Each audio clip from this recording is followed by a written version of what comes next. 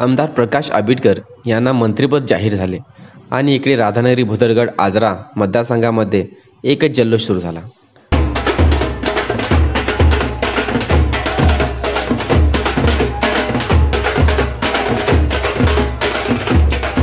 प्रत्येक गावागावामध्ये वाडी वस्त्यांमध्ये आंबेडकर यांचे बॅनर लावून लोकांनी त्यांना मंत्रिपदाच्या शुभेच्छा दिल्या।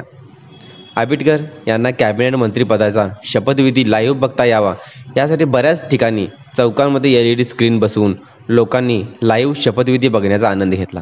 मतदारसंघ प्रताप सरनाईकांसाठी पहिल्यांदा त्यांना मंत्रिमंडळामध्ये संधी मिळालेली आहे।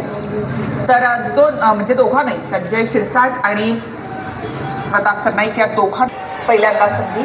मतदारसंघ प्रताप सरनाईकांसाठी पहिल्यांदा त्यांना मंत्रिमंडळाचे कसबा वाळवे, तळाशी, शेळेवाडी, कूर, वाघापूर, चांदे, गारगोटी, राधानगरी, सरवडे अशा अनेक गावात फटाक्यांची भव्य आतिषबाजी करून आंबेडकर यांना मंत्रिपदाच्या शुभेच्छा दिल्या।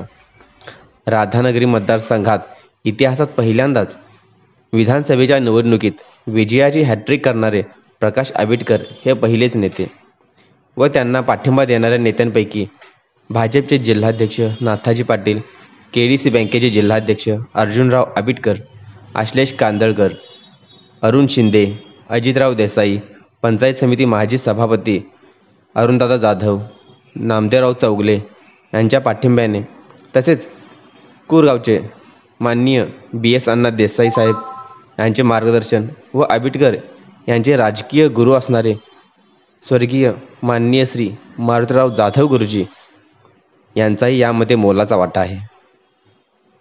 राधानगरी मतदारसंघात मंत्रिपद घेणारे आंबेडकर हे पहिलेच आमदार ठरले।